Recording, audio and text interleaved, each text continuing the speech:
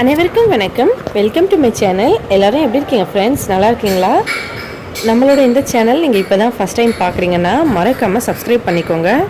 அதோட பக்கத்தில் இருக்க பெல் பட்டனையும் ப்ரெஸ் பண்ணிக்கோங்க. இதில் நம்மளோட எல்லா வீடியோஸையும் நீங்கள் மிஸ் பண்ணாமல் பார்க்கலாம். வீடியோவை முழுசாக ஸ்கிப் பண்ணாமல் பாருங்கள். அப்போ தான் சின்ன சின்ன டிப்ஸ்லாம் புரியும். முதல்ல 1 கப் பாசி பயிறு, 3/4 கப் உளுந்தம்பருப்பு எடுத்துக்கலாம். இது நீங்கள் விருப்பப்படி ஈக்குவல் குவான்டிட்டியில் கூட எடுத்துக்கலாம். அதாவது 1 கப் பயிருக்கு 1 கப் உளுந்தம்பருப்பும் எடுத்துக்கலாம். கருப்பு உளுந்து வேணால் நீங்கள் கருப்பு உளுந்தில் கூட எடுத்துக்கலாம்.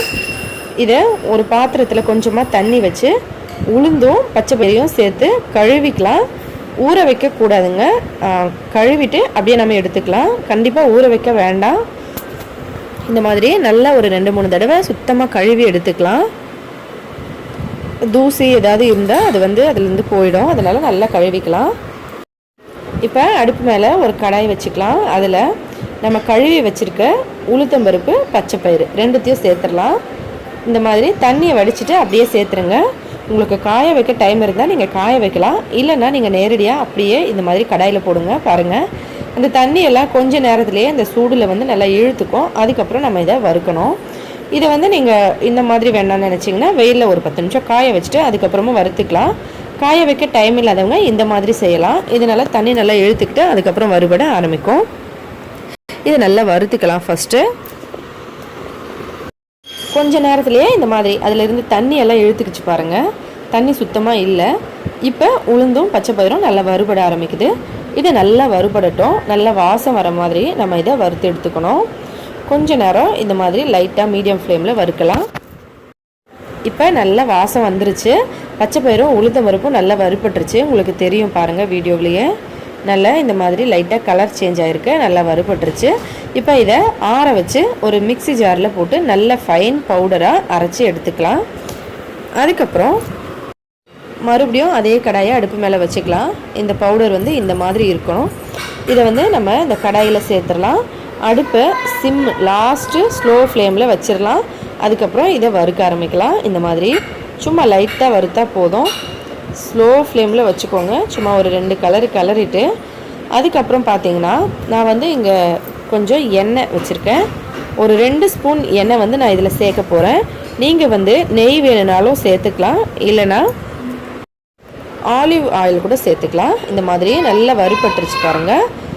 நல்ல வாசம் வந்துக்கிட்டே இருக்கும். நம்ம அந்த வறுக்கும்போது நான் ஒரு 2 நிமிஷம் வறுத்தேன். இப்போ இதில் எண்ணெய் சேர்க்கலாம். 1 ஸ்பூன் எண்ணெய். அந்த மாதிரி ஒரு 2-3 தடவை ஒரு ஸ்பூன் எண்ணெய் சேர்த்துட்டு நம்ம நல்லா மிக்ஸ் பண்ணிக்கலாம். இப்போ 2 ஸ்பூன் எண்ணெய் சேர்த்துருக்கேன். இதை மிக்ஸ் பண்ணிடலாம்.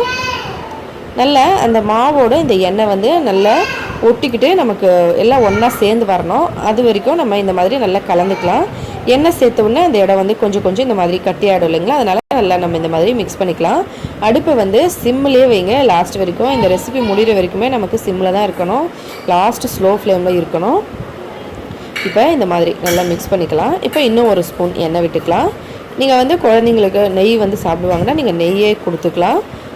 இல்லைனா இந்த மாதிரி ஆலிவ் ஆயிலோ இல்லைனா கேரட் ஆயில் நம்ம சேனலில் ஆல்ரெடி அப்லோட் பண்ணியிருக்கோம், நீங்கள் பார்க்கலாம்.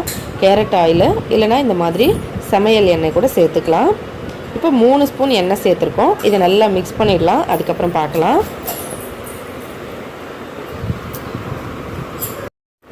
கட்டியெல்லாம் நல்லா உடச்சாச்சு பாருங்கள். இந்த மாதிரி இருக்கும். நம்ம அந்த எண்ணெயும் மாவெல்லாம் ஒன்றா சேர்ந்து வந்துருச்சு பாருங்கள். இந்த மாதிரி வர வரைக்கும் நம்ம நல்லா மிக்ஸ் பண்ணிக்கணும். தேவைப்பட்டால் நீங்கள் இன்னும் 1 ஸ்பூன் எண்ணெய் கூட விட்டுக்கலாம். இதில் வெல்லம் ஒரு 1/2 கப் சேர்த்துக்கலாம். சேர்த்துட்டு கையில் சும்மா லைட்டாக மேஷ் பண்ணிவிட்டு அது எப்படியும் அதோட உடையாது. அதனால் நம்ம இதை மிக்ஸி ஜாரில் போட்டு சும்மா லைட்டாக ஒரு 2 சுற்று சுற்றி எடுத்துக்கலாம். வெல்லம் போட்டு மிக்சியில் அரைச்ச பிறகு இந்த மாதிரி ஒன்றா சேர்ந்து வந்துடும். இப்போ நம்ம இதை உருண்டை பிடிச்சிக்கலாம். எவ்வளோ சைஸில் உங்களுக்கு வேணுமோ அந்த சைஸில் பிடிச்சி வச்சுக்கலாம். இதை 15 நாள் வரைக்கும் நீங்கள் அப்படியே வச்சுட்டு ஃப்ரிட்ஜில் வைக்காமல் வெளியில் வச்சே சாப்பிடலாம். அவ்வளோ சூப்பராக இருக்கும். ஒரு டிஃப்ரெண்ட்டான டேஸ்ட்டில் ரொம்பவே ஹெல்த்தியான ஒரு ஸ்நாக்ஸ் ரெடி ஆகிடுச்சு. சின்ன குழந்தைங்கள்லேருந்து பெரியவங்க வரைக்கும் எல்லாருமே சாப்பிடலாம். உளுத்தம்பருப்பு பச்சை பயிரில் செஞ்ச உருண்டை. ட்ரை ஃப்ரூட்ஸ் வேணாலும் நீங்கள் நெய்யில் வறுத்துட்டு உருண்டை பிடிக்கிறதுக்கு முன்னாடி சேர்த்துட்டு அதுக்கப்புறமா உருண்டை பிடிச்சிக்கலாம்.